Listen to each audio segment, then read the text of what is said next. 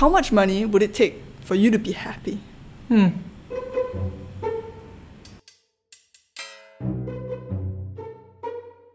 Well, I think for me, it would take about 50 cents. 50 cents would make me happy.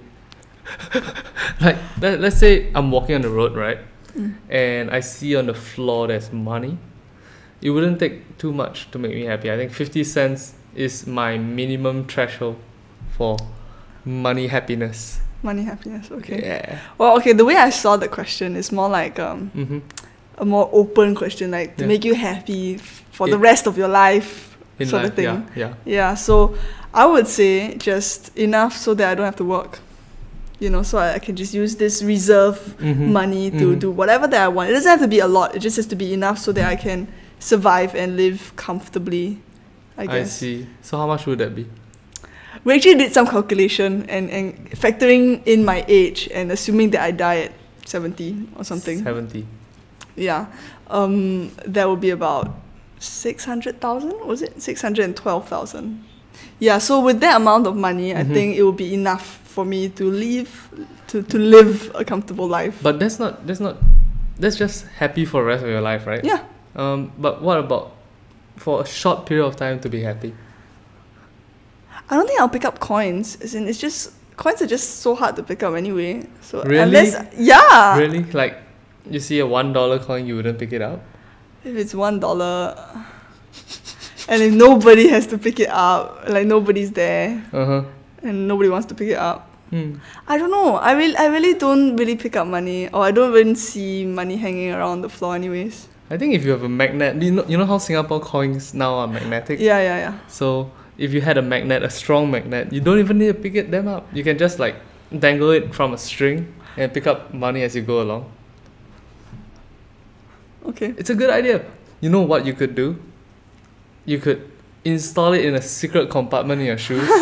So you just walk, it just goes whoop, whoop, whoop, and gets everything. Whoop, whoop, whoop. All the coins get, sucked up. Yeah, I think you can go invent that. And then you have like a collection, like a piggy bank full of coins in your shoes. Yes. And then when you walk on the grills, you know, you just suck. Sorry guys, give me a moment. My legs are stuck. It's so stupid. It sounds like a magic trick, you know. Yeah, it is a magic trick. It's really? The raven, isn't it? Yeah. What's the bravest thing you've ever done? I guess for me, the bravest thing I've ever done would be, I guess a while ago. There was one day I just thought to myself, could I walk on that parapet? Is that the right way to say it? Parapet? I have no idea what that is. The railing area. Yeah, okay. So, in my room, I live on the 10th floor. Outside the room, there is this little pottery place for pot. But you can stand in. Yeah, you can stand in. You can climb out of and stand there. Yep. So I stood on the railing thing. Yeah. So it's like a separate compartment and the wall, and then on top of the wall he basically walked around here. Yeah. Is that it? Yeah. Yeah, that's exactly it. And that sounds completely dumb. Yes, it is. I mean, but I felt very brave. Oh, sure you did. And stupid. Yeah, it was a needless risk. Yeah. So, for me, the bravest thing I've ever done. Yeah. It's actually kind of down too. I was on the train and there was this guy, because I do this thing called cardistry. Yeah. And there was this guy on the train fiddling with cards, and he had this suitcase of things. Inside was other decks and chips and whatever. And so obviously he's either a magician or a cardist in my mind, I thought, or he's a gambler, one of those. So he was practicing sleights, so has to be a magician. Okay. So, and next to him there was a seat empty. So I was thinking, I've always wanted to talk to random strangers about cardistry, about magic, so I should try it.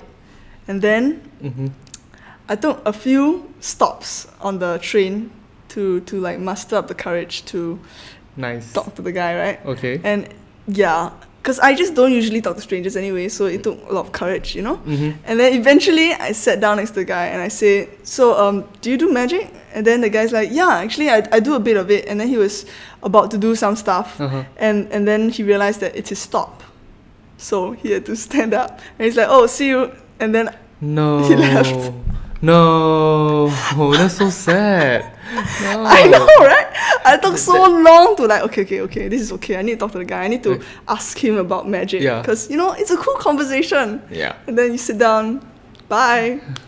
Hi, bye. Hi, Well, hi, okay, thanks, bye. No, Yeah, it so was- sad. yeah, I know. And I never saw him again. So, oh well. Oh well, maybe he's a really famous magician. Then I just probably embarrassed myself. Oh no. In front of everyone, on the train somehow. Were there people looking like, I think so, they must have been. but did you see people No, looking? no, I didn't dare to look at anyone. I just like, okay, I just do my own thing. Just look down. Don't look at anyone. Oh Yeah, man, that's everyone's embarrassing. judging me. Yes. Oh, that's. And plus, they don't even know the context that I also do cardistry. So it just looks like I'm hitting on the guy. Oh no. And he had to walk away and leave the train. Oh, man. Oh no. What do you most fear? What do I most fear? Mhm. I'm afraid of heights. Heights. Yeah, like, I'm quite afraid of heights. I Mhm. cannot take roller coasters anymore. As in, like, I used to want to take roller coasters a lot. Yeah. And then one time, I did, like, finally hit the height requirement. Uh-huh. And then we sat on, like, one of the fast roller coasters in Korea. Okay. And then I was just scared shitless. And Oh, I no. didn't, my face was white and I didn't speak. I just didn't want to talk about it. PTSD. PTSD. Yeah, so and ever Small- since then, I just didn't want to talk about it and just don't want to take anything related to roller coasters or height stuff. Like I can imagine a small Claudia that's going up. Yeah, this is gonna be the best. That's exactly it. No, please no. Never again. No. Never. No. Yeah, so right now I just don't really like things to do with heights. I see. Yeah. For me, I think okay. So when I was in primary or secondary school, we had these huge books, A4 size, about ghost stories. Okay. And there's graphics and there's Uh-huh. stories, and I like that. So I bought an entire series of it. Mm-hmm. In one of those books, it documented, or rather, it told you the story about how being buried alive is Oh dear. the worst. It's scary. Oh my god. Then How old were reading you? that, I don't know. I think I was 12, 13. Dude. So I was like, oh, buried alive. That sounds terrible. And I read I thought to myself, that's not a ghost. That's not a monster. That's not scary. I read it. I was like, so he's alone there. Like, you're just gonna die, man. I read, and then talk about how you're hungry and you're thirsty and you're just craving Wait, but social when you're inside the soil, or are you in a coffin? in the coffin in the soil. Ah, okay. Then Yeah. then you'll be hungry. Yes. Then you know, the fear, the darkness, and etc. And then it described it in so much detail that that has I- become my primary fear. Oh dear. I can imagine reading it. Yeah. That's gross. You should do that jiggle again, the scared jiggle. I've never done a sketch. You just did it. Well, I did it. Okay, fine. I did it. If you could have infinite money for one day, Wow. what okay. would you do? Wow. Infinite amount of money. Yes. Infinite cash. Okay, I think I'll plan for the future. Like, I'll go buy a house first, then buy a car. Okay. Like, okay. essentials that I know I will need, right? We okay, In the future, at one point in time, okay, can I guess, yeah. right? Mm-hmm. And then So practical. and then maybe book a trip somewhere. Oh, to where? I don't know. It's only for a day though. So if I book, like, say, a series of trips, will that count as today also? I think that's cheating a bit, but Yeah, it's exactly. okay. Just So- go for it. Okay, so where I you would like to go out of Asia. out of Asia So, like, maybe to Europe or to to look the US. at hot guys. Sure. Yeah, to look at hot guys, to experience the different culture. The beardedness of European men. Shut up. If I had infinite money, you know what I would do? What? I think I would set up a lot of businesses and make a lot of people's dreams come And true. you say I'm practical. But I really don't need it for anything. I don't feel the need for money.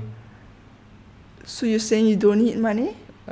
I'm saying it's good to have a lot of it, but I don't know why I have a lot of it. So you're saying you have a lot of money? It's okay lah. Oh, is it? A little bit. Okay. A little bit of money. Okay. Oh, the lighting. It's okay. Oh, it's coming back. Yeah, Nice, it's coming back. Nice. Oh dear. Okay, so thank you for watching this episode of the Bloop Bloop Show.